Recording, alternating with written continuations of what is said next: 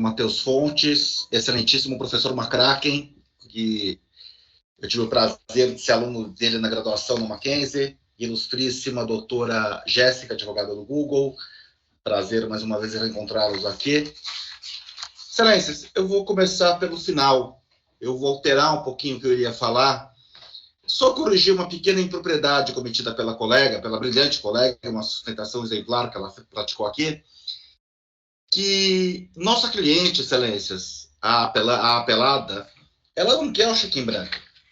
Ela quer apenas e tão somente aquilo que determina tanto a lei quanto a DPF 130, e que o juiz bem explora na sentença.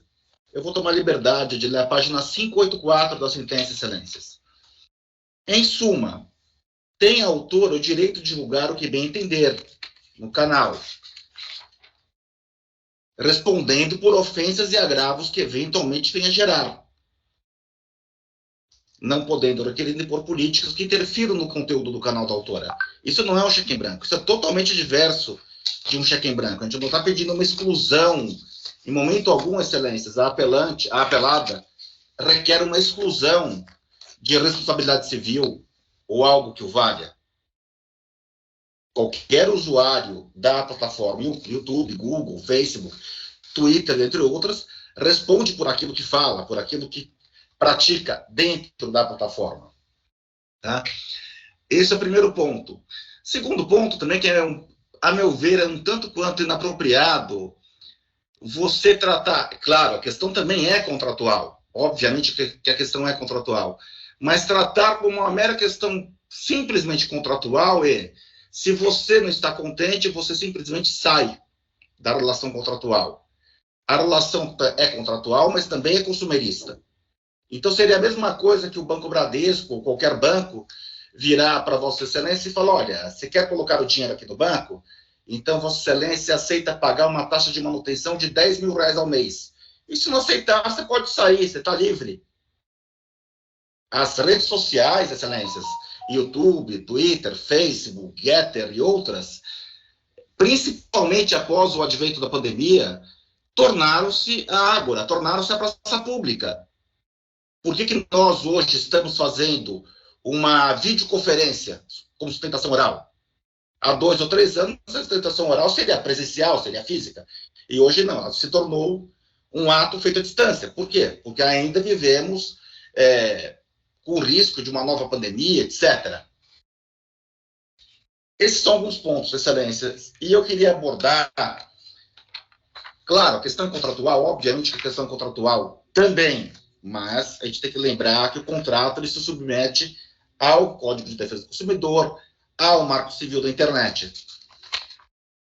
O que nos causa espécie, excelências, é que a apelada, o tempo todo no processo, ela tenta montar a tese de que ela é uma plataforma que, na verdade, ela é livre, mas dentro de restrições XYZ.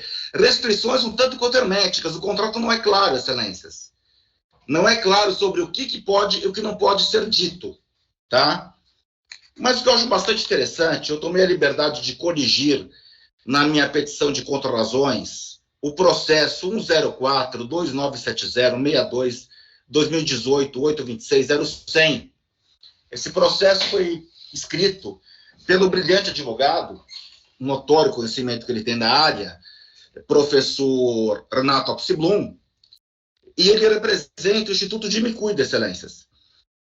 Na verdade, o Instituto de Me Cuida processa o YouTube, requerendo que o YouTube tirasse do ar canais que fossem nocivos a pessoas jovens. E quando a gente fala de canais que são nocivos a pessoas jovens, se Vossas Excelências tomaram cuidado de dar uma lida naquele processo, são canais que são monetizados, têm milhões de seguidores e ensinam crianças, por exemplo, a simular um suicídio. Tem o desafio do segundo andar, eu vi o canal, é uma coisa pavorosa. Tem o desafio do segundo andar, tem o desafio de beber 1 litro de azeite e coisas que tais. E daí eu vou falar, excelências, as palavras do Google, não é o Paulo Papini que escreveu essas palavras, na sua petição, na defesa daquele processo. Como se vê, o YouTube não é um site projetado para crianças. Muito embora o YouTube tenha uma preocupação constante de promover a experiência sadia e adequada para todos os usuários, o pressuposto do seu funcionamento no Brasil é que seus usuários sejam maiores de 18 anos. Em outras palavras, excelências, pessoas livres e capazes. É disso que a gente está falando. Mas continua. Na própria defesa, e a gente está lembrando de vídeos que estimulam de forma direta ou indireta o suicídio, que colocam crianças em situação de risco. Todavia, existem vídeos que, embora questionados, não violam as políticas do YouTube. É o que acontece, por exemplo, quando uma empresa alega que determinado vídeo é difamatório. De outro lado, coloca-se o direito à liberdade de expressão e à manifestação do direito do pensamento ao usuário que compartilhou o vídeo. Excelências, mais uma vez, palavra do YouTube, não é palavra do Paulo Papini.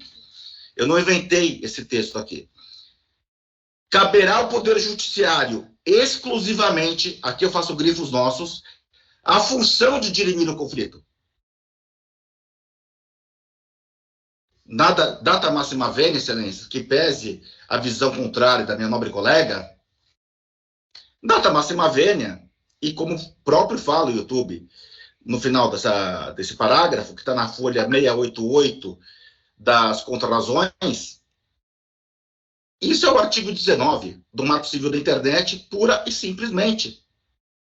Não é por outro, quer dizer, a rede social, ela não se responsabiliza se amanhã a minha cliente, a Renata Magalhães, começar a xingar alguém. Quem vai se responsabilizar é a minha cliente, a Renata Magalhães. A rede social só será responsabilizada... Desculpa. Ela vai só será responsabilizada, claro, se houver uma ordem judicial que assim o determine. Esse controle não pode ser prévio, excelências.